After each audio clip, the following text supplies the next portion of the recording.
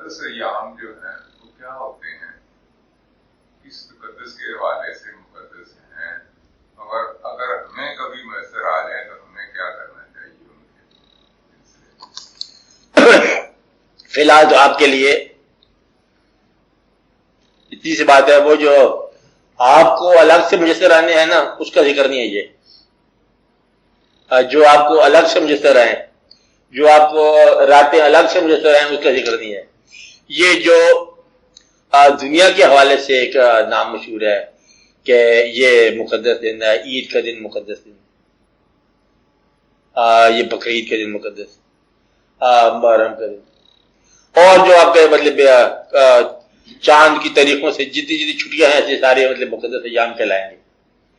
اچھا، اس کو آپ اتنی بات سمجھو، کسی مقدس انسان کی یاد کا جو دن ہے وہ مقدس ایام کہلائیں گے، اور کسی بزرگ کے میموری کے حوالے سے مقدس ایام کہلایا جائے. اور ورنہ جو ہے مطلب ایسے دن بھی ہم مناتے ہیں جن کا تعلق نہیں ہے، کسی پریزیڈنٹ کا دن منایا جائے، یوم نجات کوئی منایا جائے، کوئی ماشاء اللہ کا اٹھانے کا دن منایا جائے، کوئی کو بٹھانے کا دن منایا جائے، کوئی نیا لگانے کا دن منایا جائے، یہ الگ کہانی ہے. مقدس وہ ہے جس کا اللہ تعالیٰ کے حوالے سے مطلب آدمی کا نام ہو، جس کی اورینٹیشن وہ ہو. دادا صاحب کا دن منایا جاتا ہے، اس جیسے کہتے ہیں منایا جاتا ہے. تو دادا صاحب جو ہے میں نے پہلے بتایا کہ گورنر تو نہیں ہے لاہور کے، لیکن ان کی نسبت سے یہ خیال یہ آتا ہے کہ یہ اللہ اور اللہ کے حبیب صلی اللہ علیہ وسلم کے حوالے سے کوئی انسان ہے، تو اس لیے مجھے مقدس کہلایا گیا. مقدس کا مطلب کیا ہے؟ اللہ اور اللہ کے حبیب صلی اللہ علیہ وسلم کے حوالے سے جو دن آئے وہ دن جو ہے نا، یا اسلام کے حوالے سے آئے وہ دن. لہذا پاکستان ڈے بھی مقدس گنا جائے گا کہ یہ جو ہم نے قربانیاں دی ہیں یہ اللہ اور اللہ کے حبیب صلی اللہ علیہ وسلم کے حوالے سے یہ قربانیاں دی. یہ معاشیہ مسائل نہیں تھے کہ معاشیات کے لیے تھا، وہ اتنے اتنے لوگ دولتیں چھوڑ کے بدلے میں آئے، یہاں سے کتنے لوگ برباد ہوئے، جانے نظر ہوگی، باہر واقعات ہوگی جیسے بھی ہوگی. تو ہم ابھی یہ کہتے ہیں کہ ہر وہ دن جس دن میں ضروری اللہ اور اللہ کے حبیب صلی اللہ علیہ وسلم کا تذکرہ ہو. اب میلاد النبی کا مطلب دن ہے، تو سبحان اللہ، مطلب یہ اس سے بڑا مقدس دن کیا ہوگا؟ اگر اس دن کو بھی جھگڑا بنا دیا جائے کہ ایک آدمی کہتا ہے کہ یا رسول اللہ صلی اللہ علیہ وسلم کا دن ہے، مطلب آج میلاد ہوگا، زمین پر میلاد ہے، آسمانوں پر میلاد ہے، فرشتے میلاد، واپس نہ. دوسرا کہتا ہے کہ یہ میلاد جو ہے شرعی طور پر جائز نہیں، اور میلاد منانے والوں اپنے ایمان کی خبر لو، تم لوگ ایمان سے گمراہ ہو گئے. اب یہ دونوں اپنی اپنی جگہ پر جیسے بھی ہوں گے بعد میں دیکھا جائے گا. اب یہ دونوں نے ایک کنفرنٹیشن کر دی. کامن آدمی جو کہ دونوں سے باتوں سے باخبر نہیں ہے، بیچارہ کامن مین ہے، کاروبار سے اٹھا کہتا اللہ بیوی صلی اللہ علیہ وسلم کی یاد کر لی جائے، ادھر گیا کچھ اور سیکھا، ادھر گیا کچھ اور سیکھا، اس نے پھر یہ نام لینے چھوڑ دیا. ان لوگوں کی بات کر رہے ہیں جو مقدس ایام کے اندر تنازع پیدا کرتے ہیں. آپ کو بات سمجھ، وہ ان لوگوں کی بات ہے کہ یہ لوگ کیا کرتے ہیں.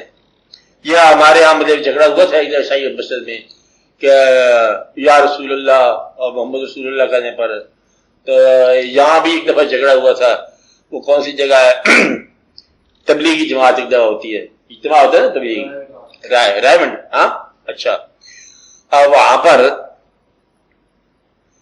اس کا میلاد مصطفیٰ کانفرنس ہوئی، اور کانفرنس میں آدھے سے زیادہ جو تھا نا ملبہ ان لوگوں پر گرایا گیا. بستر بند جماعت، یہ کیا جماعت ہے، یہ کیا ہوتی ہے، یہ کون لوگ ہوتے ہیں، کیا اس طرح کے ملبہ واقعات تقریب یہ دونوں کی آپس میں نہیں بنتی.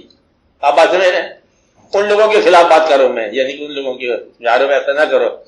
ایک آپ کو فتویٰ مل جائے گا، اس کا نام کیا ہے، مفتی صاحب، مفتی صاحب سراج والے کون سے تھے، ہاں مفتی محمود صاحب، مولانا غلام غوث زاروی صاحب، اور یہ سارے کے سارے لوگ.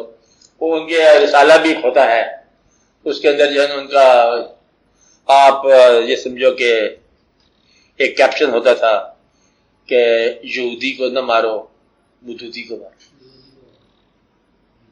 ہاں یہ مجھے لکھا ہوتا تھا، یعنی کہ جو مودودیت کو فالو کرے اسے کہتے تھے مودودی. یہ ان کا فتویٰ تھا. ان کا فتویٰ جو تھا، ان کا فتویٰ جو اس کے بھی بدلے پہ خلاف تھا کہ مفتی محمود جو ہے وہ اپنے اسلام کی خبر لے کہ وہ اسلام آگے پیچھے ہو گیا. یہ ایک روایت چلی آ رہی ہے. آدھی، اب روایت کا مطلب ہے آدھی زندگی، اب یہ بات خود ہی ترجمہ کرنا. آدھی زندگی ہمارے ہاں آدھے لوگوں کی آدھی زندگی کسی ایک شعبے کو یا ایک طریقے کو یا ایک طریقت کو فالو کرنے میں لگتی ہے، باقی کی آدھی اس سے نجات پانے میں لگتی ہے. اور پھر پہنچے وہاں جہاں چلے تھے، آپ چلے تھے جہاں سے وہاں آ گئے. بس یہی قافلہ والے میں یہاں رخصت کر رہے ہیں. کہتا پہلے 10 سال کہتا ہم نے ٹریول کیا، پھر 10 سال کہتا وہاں وہ غلط تھا، کوئی آدھا رستہ طے کر آیا. اب کیا سوچ رہا ہے آگے چلتا جائے یا واپس ہو جائے رائی. ایسی بات ہے نا کہ وہ آگے جانا جو ہے وہ تاریکی ہے، لوٹ کے جانا مشکل ہے. کہتا یہیں چھوڑا ہم نے سفر. مقصد یہ ہے کہ یہ جو ماجوس کر رہے ہیں مسافروں کو، رہنمایان ملت و ملک جو ہے، یہ ان کی میں بات کر رہا ہوں کہ قسم کی وبا پھیل گئی ہے رہنماؤں کی، ہر طرح کا علماء کی جلغار ہے آپ کے اوپر، کیونکہ علم دین ختم ہو گیا. علماء کی جلغار ہے، علم باتیں ختم ہو گیا تو مشائخ کرام کی مطلب جلغار ہے. اور اسی طرح اساتذہ کرام، آپ لوگوں میں سے کوئی نہیں ہو، اساتذہ کرام کی جلغار ہے، کیونکہ علم جو ہے ایجوکیشن ہی برباد ہوگی. مدعا کی جب جلغار ہوتی جس میں یہ سمجھو کہ کام خراب ہو گیا. جس قوم کے لیڈر زیادہ ہوں سمجھو کہ وہاں لیڈر کو، اس لیے کہ لیڈر کی تعریف یہ ہے کہ باقی لیڈر کو چپ کرا دے. جس جنگل میں جلسے ہو رہے ہوں سمجھو شیر صاحب ابھی آیا نہیں ہے، اور شیر صاحب آ گئے تو گیدڑوں کے جلسے وہیں ختم ہو جاتے، تو وہ آیا ہی نہیں ہے جس کو آنا چاہیے. اس لیے مطلب یہ جنگل میں ہے جلسے کہ ابھی شیر نہیں ہے، شیر آ گئے تو پھر واقعہ اور ہو جائے گا.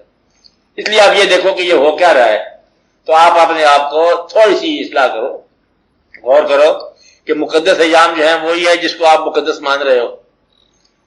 مقصد یہ کہ ذوق کے سفر ہی چھین دیا لوگوں نے. اچھا، ایک تفسیر کی کتاب آپ نے کبھی پڑھی ہوگی، ہم نے بھی پڑھی ہے، تفسیر قرآن پاک. قرآن پاک جو کتاب نازل ہوئی آج سے کتنا عرصہ پہلے ہوئی، اتنا عرصے پہلے ہوئی جتنا عرصہ ہوئی. تفسیر آج لکھ رہے ہیں، اس قرآن کی تفسیر آج کے حوالے سے اور سیاسی اور جماعتی حوالے سے اگر ہو جائے تو پھر تفسیر جو ہے نا تفسیر نہ رہی.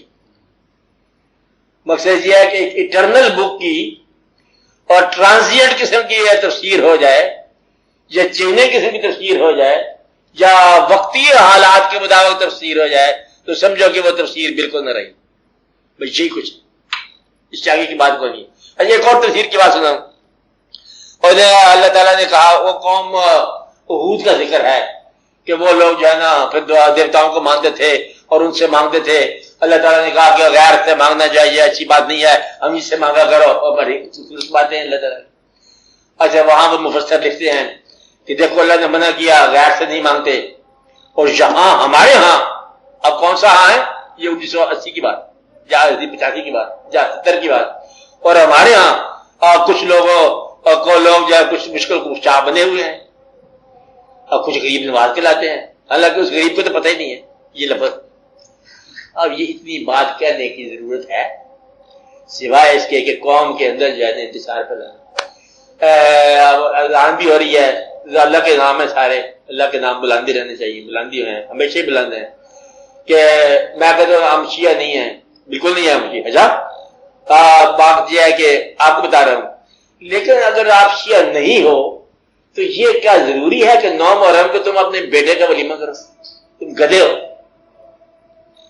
یہ بڑے تانگو کرتے ہو جبکہ تمہیں پتہ ہے کہ ایک فنکشن ملک میں ہو رہا ہے اور یہ بین الاقوامی بھی فنکشن ہے اور یہ ادب کا فنکشن ہے، یہ درد کا فنکشن ہے، یہ یاد کا فنکشن ہے، یہ مقدس دن میں سے دن ہے، تو تمہیں مطلب کرنے کی ضرورت ہے کوئی؟ یہ صرف اپنی گرد و پیش کو تنگ کرنے کی بات ہے. اور یہ آدمی بھی آدھا رستہ جو ہے فالو کیا اس نے اور آدھا رستہ اس کو چھوڑنے میں لگایا. اور پھر مفکر کا مفکر، یعنی کہ جو شخص ماننے کے بعد انکاری ہو جائے وہ شیطان ہوتا ہے. ماننے کے بعد انکاری ہونا. ماننے کی غلطی تو پہلے دور کر توبہ کر کے میری سمجھ اتنی ساری ہے کہ میں ایک بیوقوف کو مانتا رہا ہوں. تو اب دھنائی کس بات کی تیری؟ میں بیوقوف کے پیچھے چل پڑا تھا، کہتا تو آج بھی گدھا ہے. آپ بات نہیں سمجھ سکتے. آپ اذان سننے کو ہم سے یہ بات کر رہے ہیں کہ ہمیں اس آدمی کا انتظار ہے تاکہ اس کو سفر پر دعا کے ساتھ بھیجا جائے جو جس مقام سے جہاں بھی فالو کرے کسی کو، اور اگر وہ مقام کمزور نکل آئے تو وہ شخص اس مقام کو بھی ساتھ لے چلے. پھر ہم کہیں گے وہ طاقتور مسافر تھا. کہتا وہ جو ہمارے استاد تھا نا وہ جھوٹا تھا اور مجھے سچ مل گیا، تو تیرا کام ہے سچ استاد کی خدمت میں پیش کر، اس کو پھر آگے سے بدلے آگے چلا دے کہ جناب یہ بات آپ کی یہاں غلط تھی، یہ ہم نے دیکھی ہے، ادب کے ساتھ آپ کی خدمت میں پیش کر رہے ہیں، چل سو چل آگے چلتے جاؤ، پھر ہی کوشچن چلتی جائے گی.